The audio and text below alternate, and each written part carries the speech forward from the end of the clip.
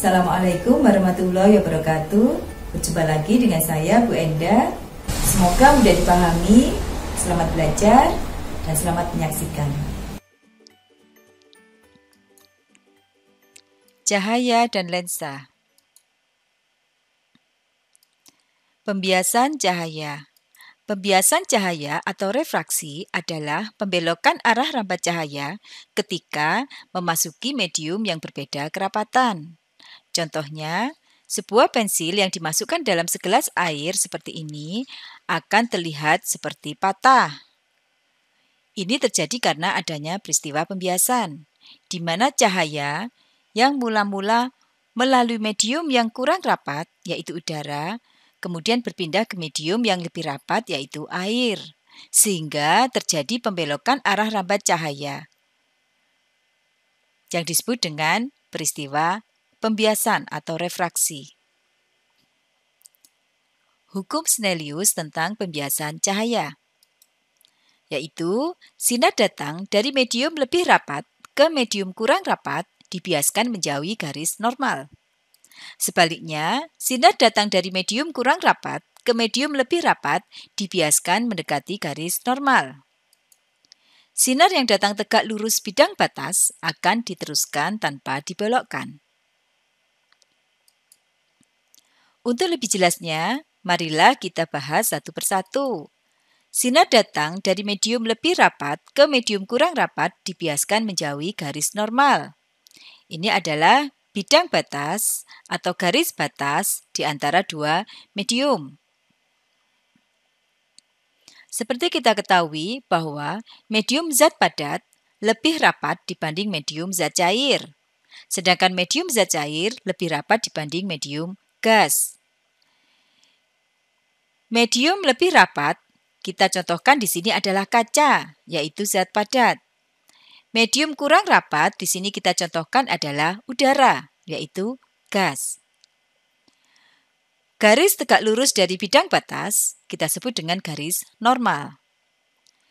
Sinar datang dari medium yang lebih rapat dengan membentuk sudut I akan dibiaskan menjauhi garis normal dengan sudut R, di mana sudut R lebih besar daripada sudut I, sehingga dapat dikatakan bahwa sinar datang dibiaskan menjauhi garis normal. Sinar datang dari medium kurang rapat ke medium yang lebih rapat dibiaskan mendekati garis normal. Perhatikan gambar. Medium yang kurang rapat kita contohkan di sini udara, sedangkan medium yang lebih rapat adalah kaca. Ini adalah garis normal. Cahaya datang atau sinar datang dengan sudut I dari medium kurang rapat akan dibiaskan mendekati garis normal yang membentuk sudut R, di mana sudut R lebih kecil daripada sudut I, sehingga dikatakan bahwa sinar bias mendekati garis normal. Cahaya yang datang tegak lurus bidang batas akan diteruskan. Ini adalah bidang batas, ini adalah udara, di sini adalah air. Sinar datang tegak lurus bidang batas atau sama dengan garis normal, maka akan diteruskan, tidak dibiaskan. Sekarang kita akan membahas tentang lensa cembung. Lensa cembung bersifat mengumpulkan cahaya atau konvergen. Lensa cembung merupakan lensa positif karena jarak fokusnya bernilai positif. Bentuk lensa cembung ada 3 macam, yaitu yang pertama adalah cembung-cembung atau kita sebut dengan biconvex. Yang kedua, cembung datar atau kita sebut dengan plane convex. Yang ketiga adalah cembung cekung atau kita sebut dengan konkav convex.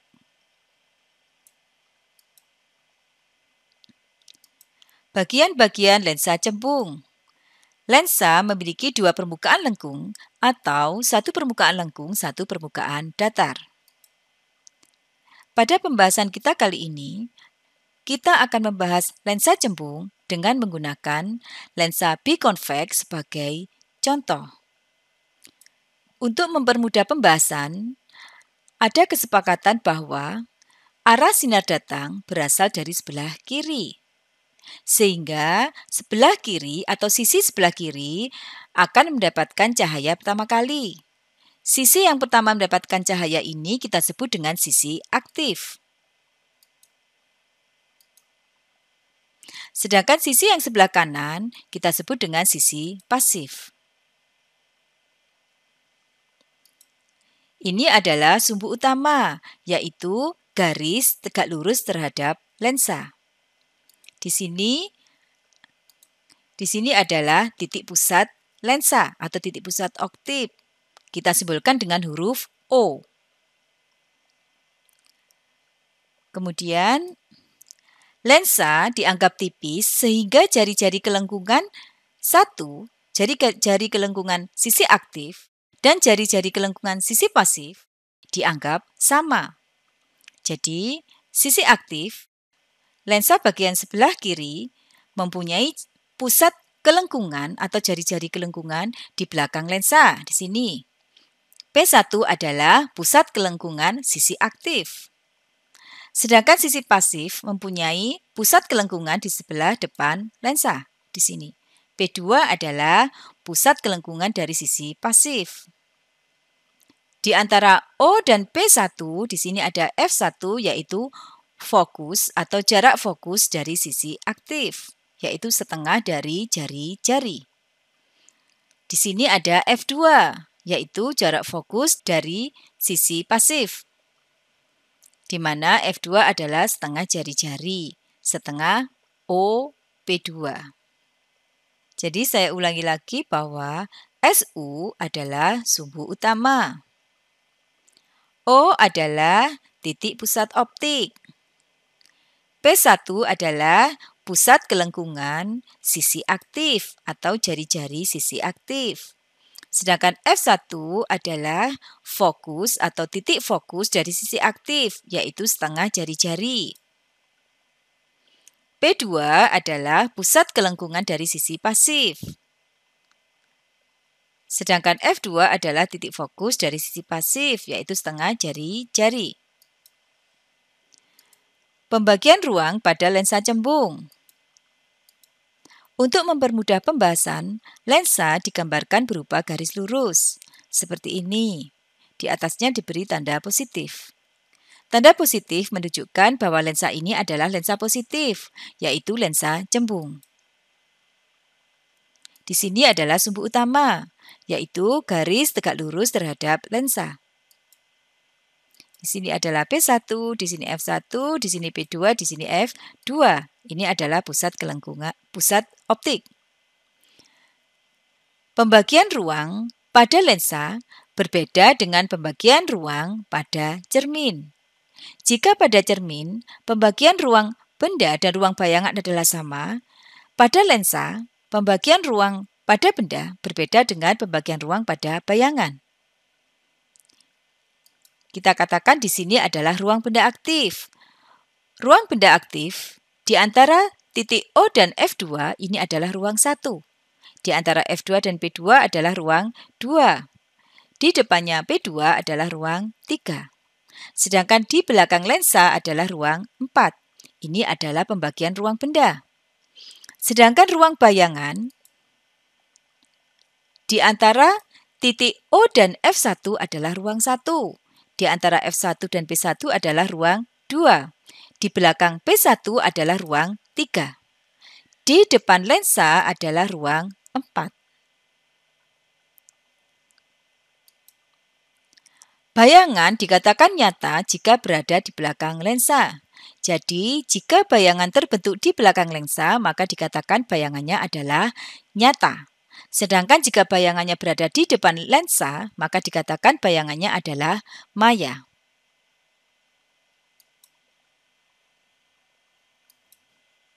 Sekarang kita akan membahas sinar istimewa pada lensa cembung. Sinar istimewa yang pertama yaitu sinar datang sejajar sumbu utama dibiaskan melalui titik fokus f1. Ini adalah lensa cembung. Di sini adalah sumbu utama. Sinar datang sejajar sumbu utama akan dibiaskan melalui titik fokus f1.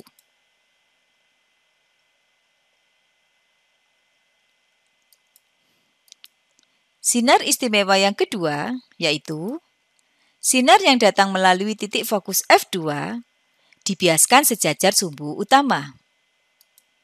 Ini adalah lensa cembung, di sini sumbu utama. Sinar datang melalui titik fokus f2 akan dibiaskan sejajar sumbu utama.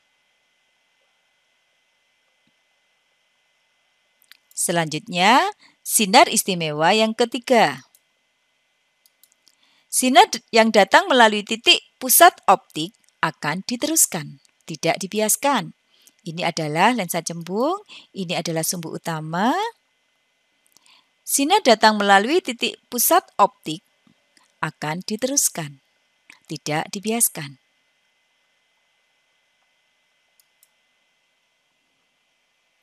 Sekarang, bagaimanakah caranya kita melukis bayangan pada lensa cembung? Jika benda berada di ruang 3, perhatikan gambar. Benda berada di ruang 3, berarti benda berada di depan P2. Kita akan melukis bayangan pada lensa cembung dengan menggunakan dua sinar istimewa. Sinar istimewa yang pertama yaitu sinar sejajar sumbu utama akan dibiaskan melalui titik fokus f1. Sinar istimewa yang kedua yaitu sinar datang melalui fokus f2 akan dibiaskan sejajar sumbu utama. Sehingga di sini kita dapatkan perpotongannya. Ini adalah letak bayangan. Jika bayangan berada di belakang lensa, maka dapat dikatakan bayangan bersifat nyata. Karena posisinya di bawah sumbu utama, maka dikatakan bayangannya adalah terbalik. Karena ukurannya lebih kecil dibanding benda, maka bayangan dikatakan diperkecil. Sehingga jika benda berada di ruang 3, maka bayangan berada di ruang 2. Sifat bayangannya adalah nyata, terbalik, dan diperkecil.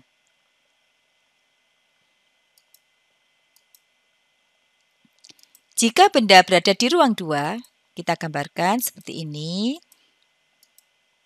Benda berada di ruang 2, berarti di antara titik F2 dan P2, di sini. Kita gunakan sinar istimewa yang pertama, yaitu sinar sejajar sumbu utama akan dibiaskan melalui titik fokus F1. Sinar istimewa yang kedua, sinar datang melalui titik fokus F2 dibiaskan sejajar sumbu utama. Di sini kita temukan titik perpotongannya. Ini adalah letak bayangan. Bayangan berada di belakang cermin, sehingga dikatakan bahwa bayangannya adalah nyata. Bayangan terletak di bawah sumbu utama, sehingga dikatakan bayangannya adalah terbalik. Ukuran bayangan lebih besar dibanding ukuran benda, sehingga dikatakan bayangan diperbesar. Jadi, jika benda berada di ruang 2, maka bayangan berada di ruang 3. Sifatnya adalah nyata, terbalik, dan diperbesar. Sekarang, jika benda berada di ruang 1. Benda berada di ruang 1 berarti di antara titik O dan F2. Benda berada di sini. Sekarang kita akan menggunakan sinar istimewa yang pertama dan sinar istimewa yang ketiga. Sinar istimewa yang pertama, sinar datang sejajar sumbu utama akan dibiaskan melalui titik fokus F1. Sinar istimewa yang ketiga, sinar datang melalui pusat optik akan diteruskan, tidak dibiaskan. Karena dua sinar bias ini tidak berpotongan, maka kita mencari perpotongannya di sini. Sehingga di sini kita temukan titik perpotongannya. Ini adalah letak bayangan. Karena bayangan berada di depan lensa, maka dikatakan bayangannya adalah maya. Karena dia letaknya di atas sumbu utama, maka dikatakan dia adalah tegak. Karena ukurannya lebih besar dari benda, maka dikatakan dia diperbesar. Jadi, jika benda berada di ruang 1, maka bayangannya berada di ruang 4. Sifat bayangannya adalah maya, tegak, dan diperbesar.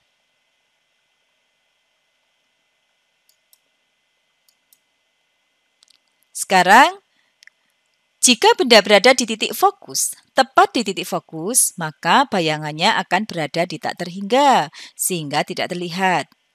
Jika benda berada di pusat kelengkungan lensa, atau titik P, maka bayangannya akan bersifat nyata, terbalik, dan sama besar.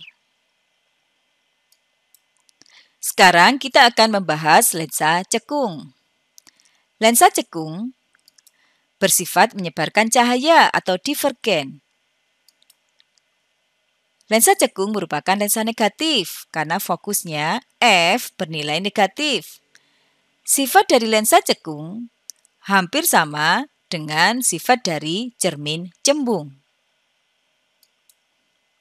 Bentuk lensa cekung ada 3 macam, yaitu yang pertama adalah cekung-cekung atau kita sebut dengan bikonkaf. Yang kedua adalah cekung datar atau kita sebut dengan plan konkaf. Yang ketiga adalah cekung cembung atau kita sebut dengan konveks konkaf. Bagian-bagian lensa cekung. Ini adalah lensa cekung kita bagi menjadi 2 sisi. Di sini adalah sumbu utama, yaitu garis tegak lurus terhadap lensa. Ini adalah pusat optik, kita beri tanda O. Sama seperti pada lensa cembung, sisi sebelah kiri kita sebut dengan sisi aktif karena kita anggap sinar datang mula-mula mengenai sisi sebelah kiri. Ini adalah sisi aktif.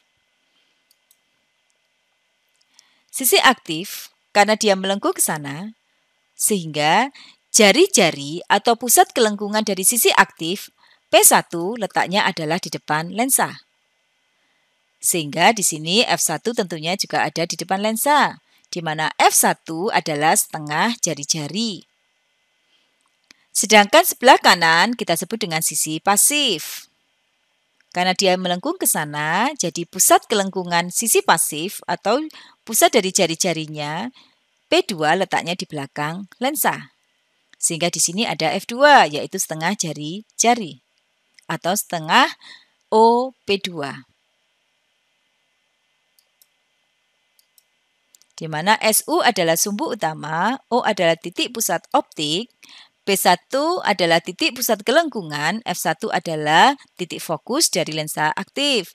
Sedangkan P2 adalah titik pusat kelengkungan lensa pasif, F2 adalah titik fokus dari lensa pasif. Pembagian ruang pada lensa cekung.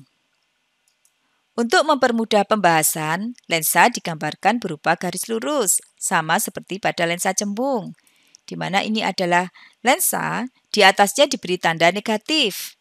Tanda negatif di sini menunjukkan bahwa lensa ini adalah lensa negatif, yaitu lensa cekung. Di sini adalah sumbu utama. Ini pusat optik. Ini P1, F1, F2, P2. Sama seperti pada lensa cembung, ruang benda berbeda dengan ruang bayangan. Di sini adalah ruang benda aktif.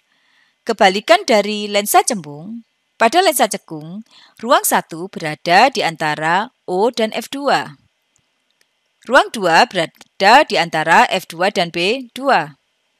Ruang 3 berada di belakang P2. Sedangkan ruang 4 berada di depan lensa. Ruang 4 ini adalah ruang 4. Sedangkan ruang bayangan, Ruang 1 berada di antara O dan F1.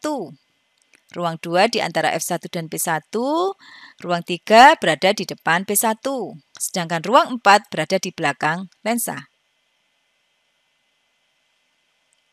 Sama seperti pada lensa cembung, jika bayangan berada di belakang lensa, dikatakan bayangannya adalah nyata. Jika bayangan berada di depan lensa, maka dikatakan bayangannya adalah maya.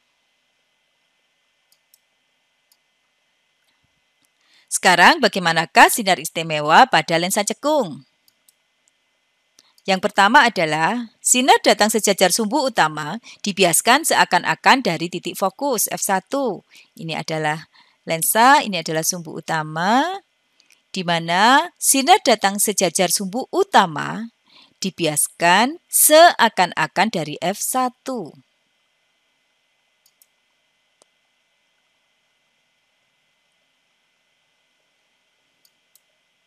Sinar istimewa yang kedua, sinar datang seakan-akan menuju titik fokus F2 dibiaskan sejajar sumbu utama. Sinar datang seakan-akan menuju titik fokus F2 dibiaskan sejajar sumbu utama.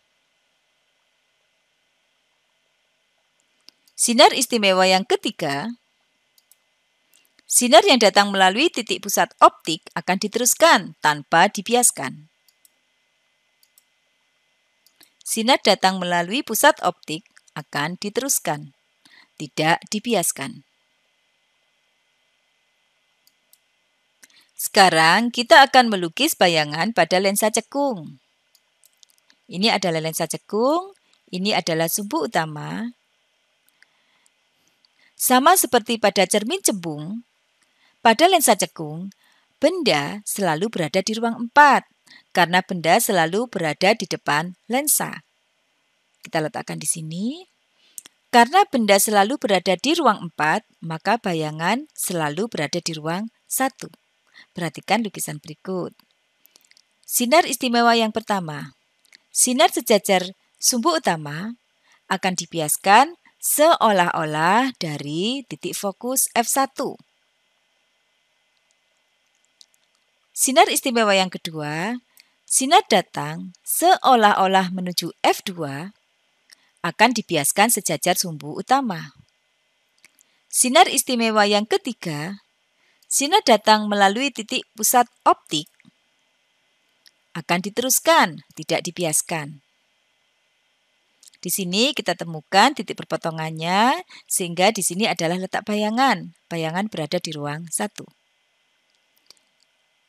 Karena bayangan berada di depan lensa, maka bayangan dikatakan maya.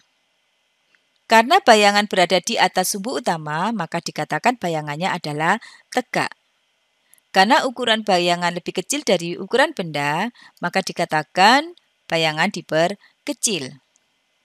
Jadi sifat bayangan pada lensa cekung adalah maya, tegak, diperkecil.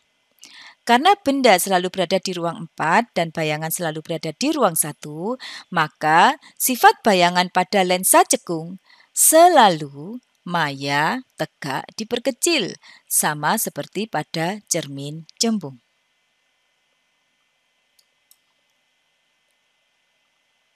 Sekarang kita masuk pada rumus pembentukan bayangan pada lensa. Sama seperti pada cermin, kita gunakan rumus 1/F sama dengan 1/S ditambah 1/S aksen, di mana F adalah jarak fokus, S adalah jarak benda, S aksen adalah jarak bayangan.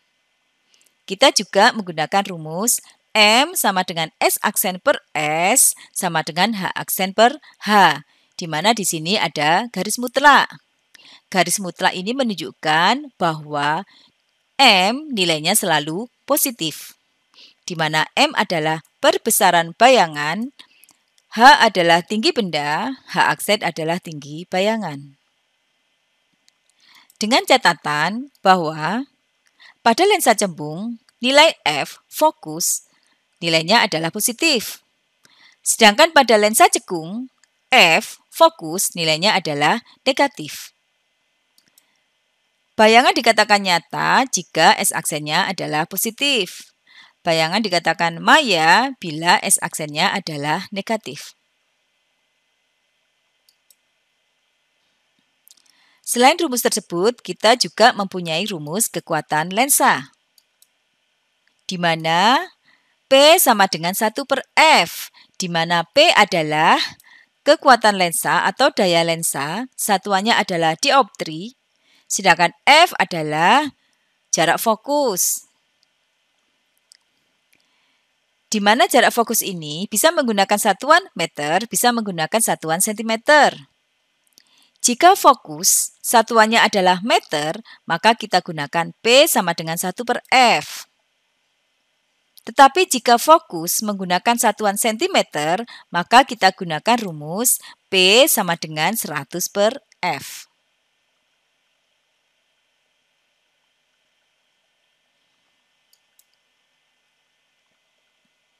Untuk lebih jelasnya, marilah kita membahas contoh soal yang pertama.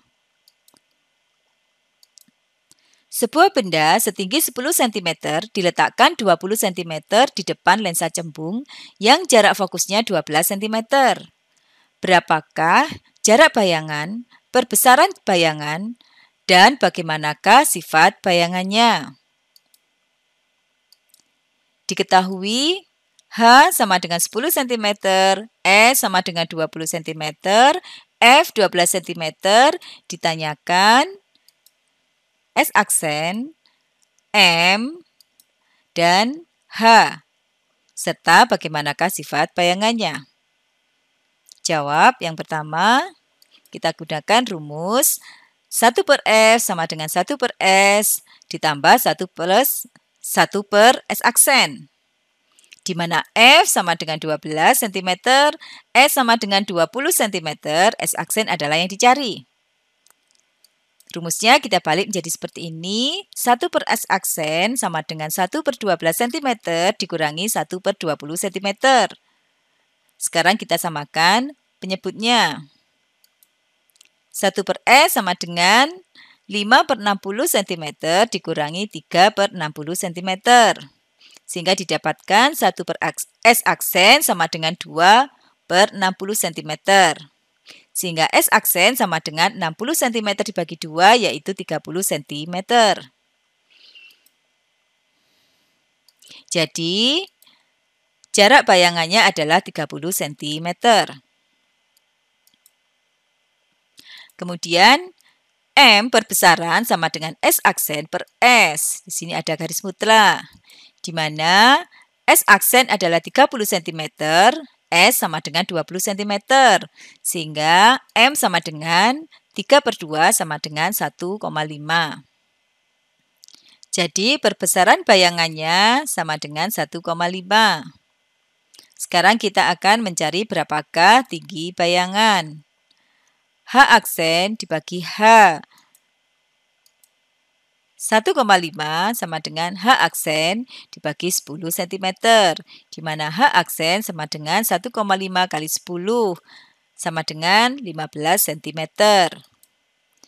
Jadi tinggi bayangan adalah 15 cm. Bagaimanakah sifat bayangannya? Karena S-aksen sama dengan 30 cm, sehingga S-aksen adalah positif. Jika S-aksen positif, maka bayangannya bersifat nyata. Karena sifat bayangannya nyata, posisinya pasti terbalik. Karena perbesarannya M lebih besar daripada 1, maka bayangannya pasti diperbesar. Jika M kurang dari 1, maka bayangan diperkecil. Jadi, sifat bayangannya nyata, terbalik, dan diperbesar. Selain dengan menggunakan cara yang tadi, untuk menentukan sifat bayangan, kita bisa juga dengan cara melukis bayangan. Kita masih pada contoh soal yang pertama tadi. Kita akan mencoba dengan cara melukis bayangan. Ini adalah lensa positif, lensa cembung, di sini sumbu utama. di mana di sini diketahui bahwa jarak fokus adalah 12 cm, sehingga di sini P2 pastinya 24 cm. S, jarak benda adalah 20, jadi kira-kira ada di sini 20 cm. Kita akan menggunakan sinar istimewa yang pertama, yaitu sinar sejajar sumbu utama akan dibiaskan melalui titik fokus F1. Sinar istimewa yang kedua, sinar datang menuju F2 akan dibiaskan sejajar sumbu utama. Sehingga di sini kita temukan perpotongannya, di sini adalah bayangannya. Dari gambar kita bisa melihat bahwa bayangan berada di belakang lensa, sehingga dikatakan bayangannya adalah nyata. Bayangan berada di bawah sumbu utama, sehingga bayangannya di sini adalah terbalik. Dan ukuran bayangannya lebih besar dari ukuran benda, sehingga dikatakan bayangannya diperbesar. Jadi sifat bayangannya adalah nyata, terbalik, dan diperbesar. Sekarang kita masuk pada contoh soal yang kedua. Sebuah lilin berada 30 cm di depan lensa cembung. Jika bayangan yang terjadi 60 cm di belakang lensa cembung, berapakah jarak fokus, kekuatan lensa, perbesaran bayangan, dan sifat bayangannya? Diketahui S sama dengan 30 cm, S aksen sama dengan 60 cm, ditanyakan berapakah F, P, M, dan sifat bayangannya. Kita menggunakan rumus 1/F sama dengan 1/S ditambah 1/S aksen. Di mana S 30 cm, X aksen 60 cm. Sekarang kita samakan penyebutnya menjadi seperti ini. 1/F sama dengan 2/60 ditambah 1/60. Sehingga didapatkan 1/F sama dengan 3/60. Sehingga F sama dengan 60 dibagi 3 sama dengan 20 cm. Jadi jarak fokusnya adalah 20 cm. Kemudian kita akan menghitung kekuatan lensa. Karena fokus mempunyai satuan cm, maka kita gunakan rumus P sama dengan 100/F, di mana F sama dengan 20 cm, sehingga didapatkan P kekuatan lensa adalah 5 dioptri. Perbesaran M sama dengan S aksen dibagi S, di mana S aksen sama dengan 60 cm, S sama dengan 30 cm, sehingga didapatkan M sama dengan 2. Jadi, jarak fokus lensa adalah 20 cm. Kekuatan lensa 5 dioptri. Perbesaran bayangannya sama dengan 2. Sekarang bagaimanakah sifat bayangannya? Bayangan berada di belakang lensa, sehingga dikatakan bayangannya bersifat nyata. Karena sifat bayangan adalah nyata, maka posisinya akan terbalik. Kemudian, karena perbesarannya sama dengan 2, M lebih besar daripada 1, maka dikatakan bayangannya diperbesar. Jadi, sifat bayangannya adalah nyata karena di belakang lensa, terbalik, dan diperbesar.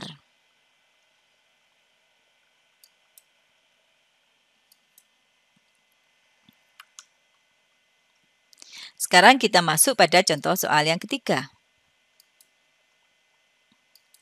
Sebuah lilin berada 40 cm di depan lensa cekung. Jika bayangan yang terjadi 20 cm di depan lensa cekung, berapakah jarak fokus, kekuatan lensa, perbesaran bayangan, dan sifat bayangannya? Diketahui S sama dengan 40 cm. S aksen sama dengan min 20 cm. Di sini, dalam soal diketahui bahwa bayangan berada di depan lensa. Jika bayangan berada di depan lensa, maka sifatnya adalah maya. Jika sifatnya maya, maka di sini tandanya adalah negatif, sehingga S aksen sama dengan min 20 cm. Ditanyakan berapakah F, P, dan M serta sifat bayangan. Jawab 1/F sama dengan 1/S ditambah 1/S aksen. Di mana S sama dengan 40 cm, S aksen sama dengan min 20 cm. Sekarang kita samakan penyebutnya, sehingga didapatkan 1/F sama dengan 1/40 cm dikurangi 2/40 cm. Sehingga didapatkan 1/F sama dengan min 1/40 cm. Sehingga F sama dengan min 40 cm dibagi 1 sama dengan min 40 cm. Lensa cekung, fokusnya selalu bernilai negatif. Sekarang, berapakah kekuatan lensanya? Karena fokus mempunyai satuan cm, maka kita gunakan rumus P sama dengan 100/F, di mana F sama dengan min 40 cm, sehingga didapatkan rumus P sama dengan min 100/40 cm. Sehingga P sama dengan min 2,5 dioptri. Tanda min menunjukkan bahwa dia adalah lensa negatif, yaitu lensa cekung. Berapakah perbesaran bayangannya? M sama dengan S aksen per S. S aksen sama dengan min 20 cm, S sama dengan 40 cm. Di sini ada garis mutlak, di mana M selalu bernilai positif, sehingga M sama dengan setengah. Jadi, jarak fokus lensa min 40 cm. Kekuatan lensa min 2,5 dioptri. Perbesaran bayangan setengah. Sifat bayangannya, karena bayangan berada di depan lensa, maka bayangannya bersifat maya. Jika maya, pasti dia posisinya tegak. Karena M kurang dari 1, maka dia akan diperkecil. Jadi, sifat bayangannya maya, tegak, dan diperkecil. Pada lensa cekung, sifat bayangannya selalu maya, tegak, dan diperkecil. Sekian pembahasan kita, semoga bermanfaat. Sampai ketemu lagi pada materi yang selanjutnya. Assalamualaikum warahmatullahi wabarakatuh.